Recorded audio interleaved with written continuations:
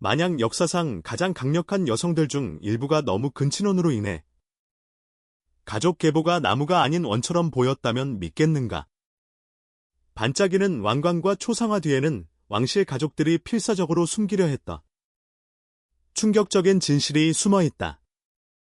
수세기 동안 유럽의 왕족들은 사촌, 삼촌, 심지어 형제자매와 결혼하며 혈통을 순수하게 유지하려 했고, 이는 일부 가장 기형적이고 정신적으로 불안정한 통치자를 탄생시키는 유전적 재앙을 만들어냈다. 오늘은 역사상 가장 근친혼으로 태어난 10명의 여성과 그 결과를 살펴본다. 그 결과는 상상 이상으로 끔찍하다. 끔찍한 신체적 기형부터 완전한 정신 붕괴까지 이 여성들은 가족의 권력 유지 집착으로 궁극적인 대가를 치러야 했다. 누구가 1위를 차지했는지 믿기 어려울 것이다. 그녀의 이야기는 충격적일 것이며 끝까지 시청해야 한다. 생각보다 훨씬 어두운 이야기이기 때문이다. 10위는 빅토리아 말리타 공주다. 그녀의 비극적인 삶은 빅토리아 여왕의 방대한 가계도에서 발생한 유전적 재앙을 상징한다. 1876년에 영국 최장기 통치 여왕의 손녀로 태어난 빅토리아 말리타는 왕실 결혼이 유전적 러시안 룰렛 게임이 된 세계에 들어섰다. 그녀의 할머니인 빅토리아 여왕은 혈우병 보인자로 유럽 왕실을 세대를 거쳐 괴롭힐 혈액 질환을 가지고 있었다. 이 유전적 시한폭탄은 빅토리아 말리타를 피해가지 않았다.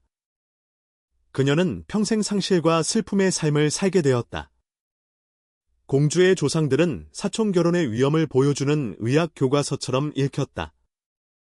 그녀의 부모, 엘프레드 왕자와 마리아 알렉산드로바 대공 부인은 정치적 동맹을 강화하기 위해 신중하게 계획된 왕실 결혼의 산물이었으며 합스부르크의 영향력이 그녀의 혈통 깊숙이 스며들어 유럽 역사상 가장 근친혼이 심한 왕조와 연결되었다. 빅토리아 말리타의 첫 결혼은 사촌인 헤센의 에른스트 루드비히 대공과 이루어졌고, 그 사이에서 태어난 딸은 어린 나이에 수막염으로 사망했다. 부부 관계는 슬픔과 유전적 불일치의 무게 아래서 무너졌다. 두 번째 결혼은 러시아의 시릴 블라디미르 대공과 이루어졌고 더 많은 자녀를 낳았지만 비극은 계속되었다. 그녀의 여러 자녀가 가족에게 유전된 혈액질환으로 고통받았고, 그녀는 혈우병 유전자가 자신의 혈통을 통해 파괴적인 길을 계속 가는 것을 무력하게 지켜보았다. 공주의 정신건강은 가족의 결혼 정책으로 인한 유전적 결과를 목격하면서 점점 악화되었다. 우울증은 그녀의 말년에 그녀를 집안 사회에서 점점 고립시키게 만들었다. 이 이야기는 여러 유럽 군주제 붕괴에 기여한 유전적 재앙의 시작을 상징한다.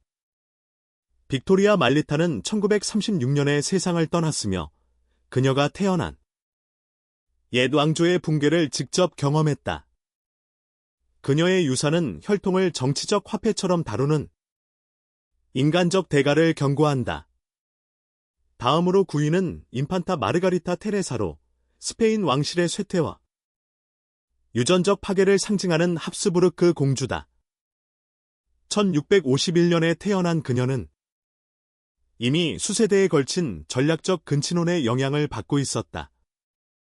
그녀의 아버지 필립 4세는 자신의 조카 마리아 안나 오브 오스트리아와 결혼하여 위험한 수준으로 합스부르크 혈통을 집중시켰다. 스페인 합스부르크 가문은 200년 이상 체계적으로 근친 결혼을 이어왔고, 이는 재앙적인 유전적 병목을 만들었다. 마르가리타 테레사의 가족 계보는 가지가 뻗은 구조라기보다 뒤틀린 덩굴과 같았다. 마르가리타 테레사의 아버지 필립 4세는 자신의 조카와 결혼했고, 그녀의 조부모들도 혈연관계가 가까웠다. 이런 근친혼 패턴은 너무 자주 반복되어 공주는 멀리 떨어진 부모보다 형제자매에게서 태어난 사람과 비슷한 유전적 다양성을 가지고 있었다. 어린 인판타는 정치적 업적이 아니라 디에고 벨라스케스의 걸작 초상화의 주인공으로 유럽 전역에 알려졌다. 이 초상화들은 박물관에 걸려 있으며 창백하고 연약한 아이의 모습과 합스부르크 턱과 빈 눈동자를 보여준다. 예술사학자들은 어린 시절부터 그녀가 자신이 지닌 유전적 부담을 이해한 것처럼 보인다고 언급했다. 마르가리타 테레사의 건강 문제는 어릴 때부터 시작되어 멈추지 않았다. 끊임없는 호흡기 감염, 소화 문제, 설명할 수 없는 발열로 몇 주 동안 침대에 누워야 했다. 궁정 의사들은 유전학을 모르고 그녀의 질병을 나쁜 공기나 신의 벌로 여겼다. 현대 의학 분석에 따르면 그녀는 근친혼 인구에서 흔한 여러 유전 질환을 겪었을 가능성이 있다. 14세의 그녀는 오스트리아의 리오폴트 1세와 결혼하여 가문의 근친혼 전통을 이어갔다. 이 결혼은 여러 자녀를 낳았지만 성인으로 살아남은 아이는 없었다. 파리는 러시아 마지막 황족 니콜라이 2세의 막내딸 아나스타시아 니콜라이예브나다. 1901년에 태어난 아나스타시아는 혈우병으로 고통받는 가족에서 성장했다.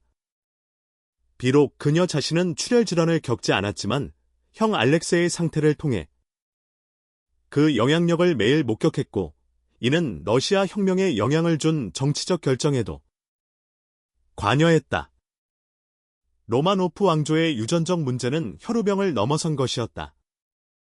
아나스타시아의 조상들은 여러 차례 사촌 결혼을 하며 덴마크, 독일, 영국 왕실과도 혈연적으로 연결되어 있었다.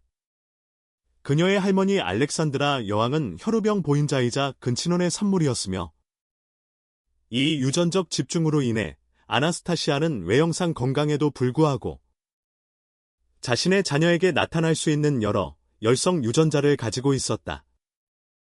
궁정 기록에 따르면 아나스타시아는 소화 문제, 빈번한 호흡기 감염, 이상한 피로 증상을 겪으며 며칠씩 침대에 누워 있었다.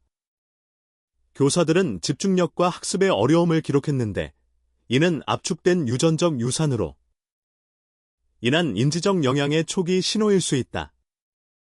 제1차 세계대전 동안 알렉산더 궁전에서 가족의 고립이 심화되었고 아나스타시아의 건강은 러시아의 정치적 안정성과 함께 악화되었다. 궁정 의사들은 그녀가 청소년기에 드문 불안 발작과 우울증 에피소드를 겪었다고 보고했는데 이는 근친혼이 세대를 거쳐 정신건강에 미치는 영향을 현대적 관점에서 보여준다. 아나스타시아의 삶은 1918년 볼셰비키 혁명으로 잔혹하게 끝났고 당시 그녀는 17세였다. 7위는 포르투갈의 마리아 1세, 역사상 마리아 더 메드로 알려진 여왕이다.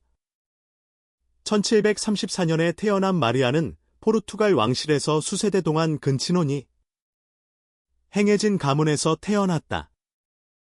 그녀의 아버지 조제왕은 사촌과 결혼했고 어머니 또한 15세기부터 왕실 내 근친혼의 산물이었으며 이로 인해 왕실 가족 계보는 가지가 아닌 뒤틀린 사다리처럼 보였다. 마리아 자신의 결혼은 왕조의 위험한 유전적 관행을 보여준다. 26세 삼촌 페드로 3세와 결혼하여 왕실 기준에서는 정상으로 여겨졌으나 유전적 관점에서는 재앙이었다. 이 결혼으로 태어난 6자녀 중 3명만 성인으로 성장했고 살아남은 자들은 여러 건강 문제를 겪었다. 마리아 여왕의 정신건강은 40대에 남편과 장남의 죽음을 겪으며 점점 악화되었다. 초기 우울 증상이 극단적, 종교적 집착으로 발전했고 자신과 조상들의 죄에 집착했다. 심한 기분 변화, 혼수 상태, 악마에게 쫓긴다고 믿는 에피소드 등 극단적 행동이 나타났다. 6위는 영국의 샬롯 오거스타 공주, 한나바리아 왕조의 상속자였다. 1796년에 태어난 샬롯은 영국 왕실의 미래를 상징했지만 그 배경에는 유전적 재앙이 도사리고 있었다. 그녀의 증조부 조지 2세는 사촌과 결혼했고 조부 조지 3세는 정신질환을 앓았다. 부모 또한 근친혼으로 인한 유전적 문제를 안고 있었다. 아버지 섭정왕은 비만, 알코올 중독, 대사질환을 앓았으며 어머니 브런즈윅의 캐롤라인은 아버지의 사촌이었다. 샬롯 공주는 당시 여성을 기준으로 키가 크고 월경 주기가 불규칙하며 신경질환과 우울증 증상을 보였다. 1816년 그녀는 레오폴드 공과 결혼했지만 유전적 손상은 이미 심각했다. 1817년 임신 중 50시간의 난상 끝에 유전적 이상이 있는 사산아를 낳았고 샬롯 공주 자신도 21세에 사망했다. 그녀의 죽음은 영국과 유럽에 충격을 주었고 빅토리아 여왕의 즉위를 촉발하는 계기가 되었다. 5위는 중세 유럽의 엘레오노르 오브 아키텐, 12세기 강력한 여성 지도자다. 그녀는 프랑스와 잉글랜드의 광대한 영토를 통치했지만 10명의 자녀 중 딸들은 정치적 결혼의 희생자가 되었다. 엘레오노르의 딸들은 이미 가까운 혈연과 결혼하도록 계획되었고 이로 인해 유전적 병목 현상이 발생했다. 장녀 마리 드 샹파뉴는 연속적인 유산과 영아 사망을 겪었다. 엘레오노르 오브 카스티아는 이베리아 왕실 혈통을 강화하기 위해 위험한 수준의 근친혼을 이어갔다. 그녀의 딸 호안, 조아는 정신질환과 건강 문제로 고통받았으며 일부는 수녀원에 수용되어 54세에 사망했다. 이런 반복된 근친혼은 세대를 거쳐 유전적 약점을 강화하며 왕실 후손들에게 고통을 안겼다. 4위는 역사에서 잊힌 여성, 오스트리아의 인판타 마리아 안토니아다. 1669년 태어난 그녀는 황제 리오폴드 1세와 스페인의 마르가리타 테레사의 딸이다. 그녀의 결혼 자체가 유전적 재앙이었다. 리오폴드는 자신의 조카와 결혼했고 합스부르크 혈통은 수세기 동안 근친혼으로 압축되었다. 부모, 조부모, 증조부까지 반복된 근친혼으로 인해 마리아 안토니아의 유전적 다양성은 극도로 낮았다. 합스부르크 턱, 척추 망곡, 발음과 식사 어려움, 정신 발달 지연 등 육체적 정신적 결과는 심각했다. 16세에 결혼했으나 임신 성공은 없었고 유산과 사산이 반복되었다. 33세에 사망하며 수세대의 근친혼 유전적 피해를 견디지 못했다. 그녀의 죽음은 거의 기록되지 않았지만 합스부르크 유전 조작의 끝점을 보여준다.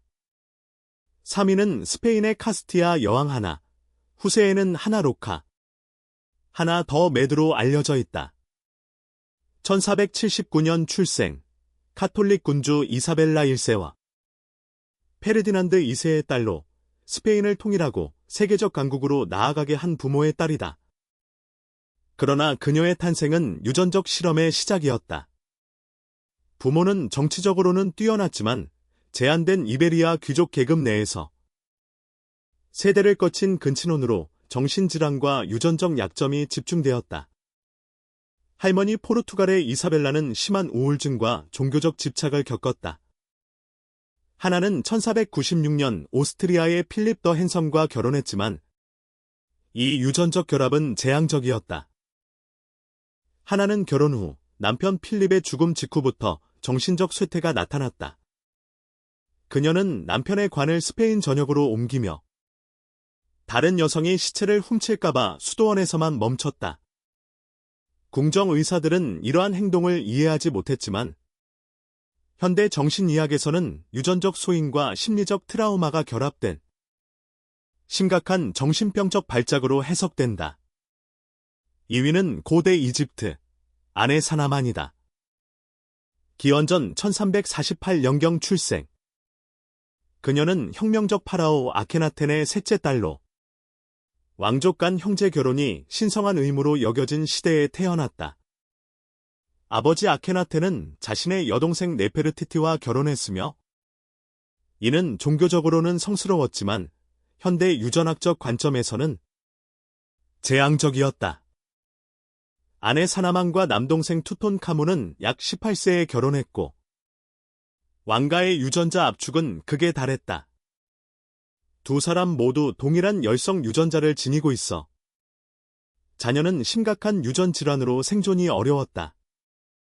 1922년 하워드 카터가 발굴한 투톤카문 무덤에서는 2명의 사산된 아이가 발견되었으며 CT스캔과 DNA 분석 결과 심각한 선천적 결함이 확인되었다. 아내 사나만 자신도 유전적 부담으로 건강이 약했다. 외국 왕자와 결혼해 유전적 함정을 벗어나고자 했으나 실패했다. 투톤카문 사후 역사 기록에서 사라졌고 왕조 몰락 후 정치적 혼란 속에서 사망했을 가능성이 높다. 그녀의 비극은 인간 유전자를 정치적 도구로 다룬 대가를 보여준다. 1위는 고대 역사에서 가장 유명한 여성 클레오파트라 2세 필리푸르다. 기원전 69년 출생. 이집트의 마지막 파라오이자 그리스 마케도니아 왕가의 최후의 통치자다. 그녀는 압축된 유전적 상속을 안고 있음에도 불구하고 뛰어난 지능과 정치적 감각을 발휘했다. 클레오파트라의 부모, 조부모 또한 형제자매 간 결혼을 반복했으며 8세대 이상 거슬러 올라가도 유전적 다양성은 극히 낮았다. 수학적 분석에 따르면 그녀의 근친혼 계수는 현대 유전학 기준으로 정상 발달이 어렵다고 평가될 정도였다. 그럼에도 클레오파트라는 최소 9개 언어를 구사하고 거대한 해군을 지휘하며 로마 장군들을 능가했다. 하지만 유전적 부담으로 소화 문제, 불규칙한 월경, 심한 우울증 등을 겪었으며 일시적으로 격리 생활을 했다. 줄리어스 시저와 마크 안토니와의 관계에서 자녀는 총 4명에 불과했고 유전적 결과는 자녀에게도 나타났다. 클레오파트라의 아들 세사리아는 어린 나이에 의문의 죽음을 맞이했고 쌍둥이 알렉산더, 헬리오스와 클레오파트라 셀레는 성인이 되었지만 후손은 거의 남기지 못했다. 막내 아들 탐이 필라델피아는 역사 기록에서 완전히 사라졌다. 클레오파트라의 죽음, 기원전 30년, 타미크 왕조와 고대 세계의 극단적 근친혼 실험의 끝을 의미했다. 그녀의 자살은 정치적 계산과 유전적 유산의 최종 결과였다. 클레오파트라의 유전적 부담은 그녀의 정치적 전략에도 영향을 미쳤다. 줄리어스 시저와 마크 안토니와의 관계에서 태어난 자녀들은 제한적이었고 대부분 후손을 남기지 못했다. 이 유전적 압축은 그녀의 가족 전체에 영향을 미쳐 왕조의 지속 가능성을 위협했다. 고대 왕조에서는 혈통 순수성을 유지하기 위해 형제자매 간, 사촌 간 결혼이 일반적이었다. 이로 인해 왕족들은 극도로 좁은 유전풀을 가지게 되었고 신체적 결함과 정신적 질병이 빈번하게 나타났다. 클레오파트라의 사례는 정치적 권력 유지와 유전적 압축이 개인과 왕조에 미치는 심각한 영향을 보여준다. 그녀는 천재적 지도자였지만 유전적 유산은 끊임없는 건강 문제와 제한된 후손으로 왕조의 종말을 앞당겼다. 그녀의 죽음은 단순한 개인적 사건이 아니었다. 이것은 고대 왕족의 유전적 실험이 가져온 최종 결과였으며 인간 유전자를 정치적 도구로 사용한 대가를 여실히 보여준다. 현대 유전학적 분석과 역사적 기록을 통해 클레오파트라와 그녀의 가족이 겪은 유전적 압박과 그로 인한 정신적, 신체적 고통을 이해할 수 있다. 이 사례는 역사 속 왕족의 근친혼 관행과 그 영향에 대한 강력한 경고로 남는다. 클레오파트라의 마지막 자녀들은 대부분 어린 나이에 사망하거나 후손을 거의 남기지 못했다. 그녀의 막내 아들, 타미 필라델피아는 역사 기록에서 완전히 사라졌다. 클레오파트라의 죽음. 기원전 30년. 은. 테미시 왕조와 고대 세계에서 가장 극단적인 왕실 근친혼 실험의 종말을 의미한다. 그녀의 자살은 정치적 계산이었고, 동시에 세기에 걸친 유전적 실험의 마지막 결말이었다.